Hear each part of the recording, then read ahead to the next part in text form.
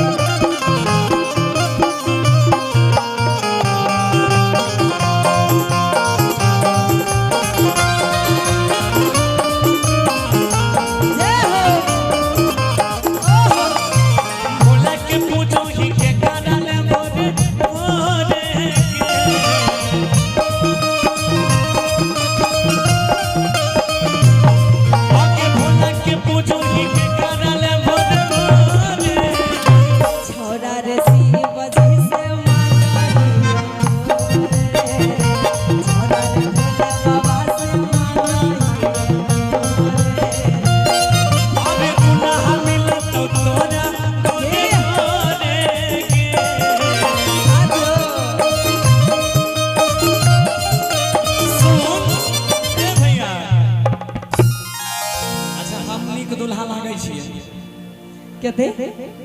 हम ठीक छे दुल्हा के बहुत सुंदर आइ हो ठीक छे एकरा लायक एक बार बोलत एकदम सुंदर। कितने लोगों को हम दोनों का जोड़ी अच्छा लगता है हाथ खड़ा करिए तो क्या है हम कमेंट पढ़ते हैं ना फेसबुक पे सुनना कि दुल्हा मिलता तोरा गोरे गोरे भोले बाबा से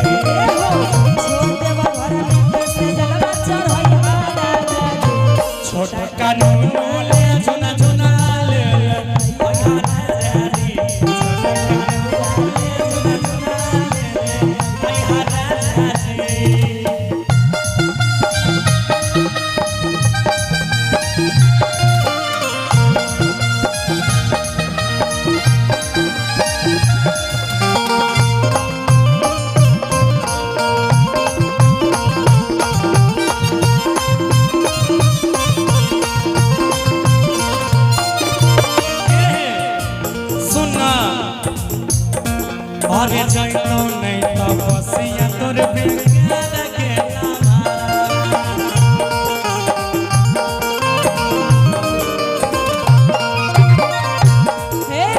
कहने शादी करके हम ही तोरा जाइबो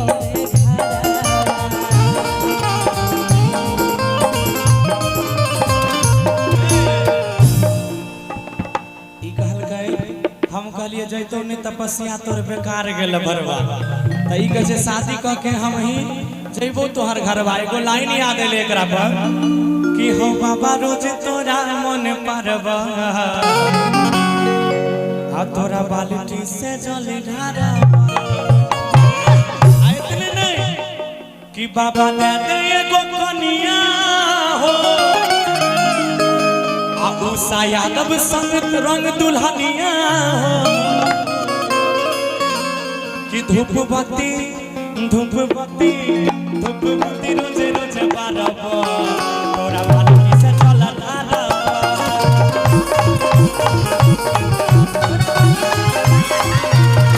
बाबा रोज तोरा मन बारब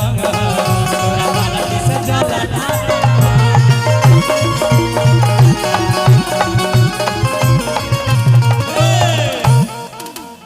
सुन कि जैतो नहीं तपस्या तोरे बेकार गेल भरवा कहना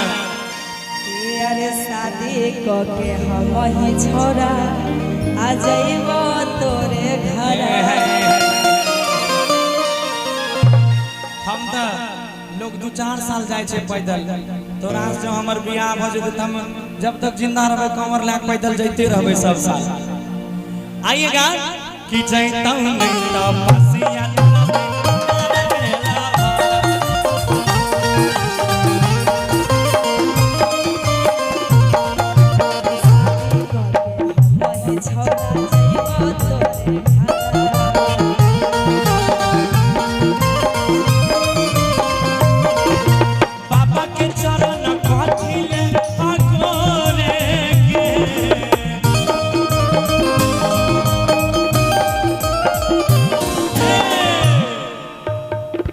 बाबा के चरण कथिले रोजे अगोरे छोरा रे भोले बाबा से मांगा हियो तोरे भोले बाबा से मांगा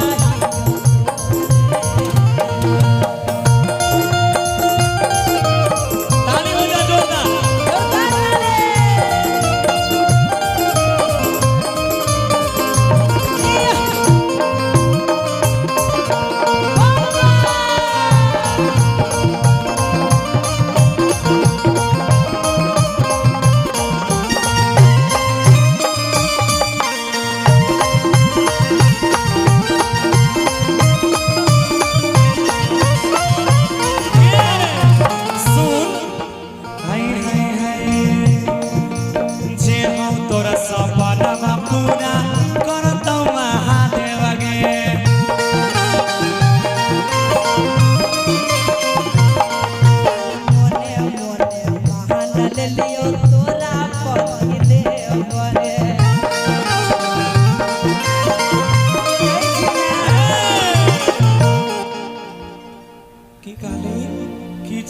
तोर सपनवा पूरा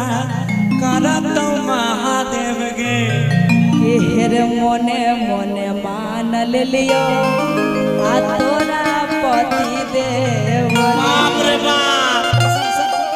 कसम से कसम तो नहीं खेबो ये हमें पब्लिक सब के ले गावे छी। अच्छा कसम के ना खाइ ले हम ऑलरेडी शादीशुदा छी। बाप रे बाप देख लो। अच्छा देखिए वैसे तो ये भक्ति का मन है लेकिन एक बात कह देते हैं तुमको कि प्यार की जिसको बीमारी लगती है उसे दो बच्चों की माँ भी कवारी सुना आगे जे हाउ तोरा सपना पूरा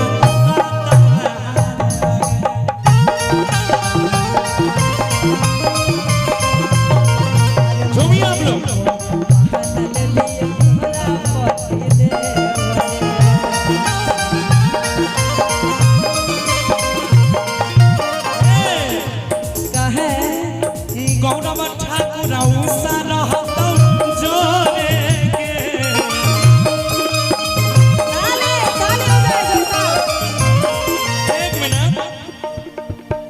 अरे राजा राहुल कुंदन रहत जोरे छोरा रे भोला बाबा से मांगा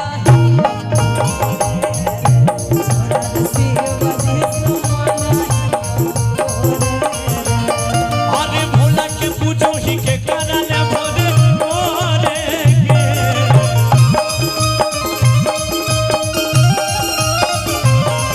के भोला के पूजो ही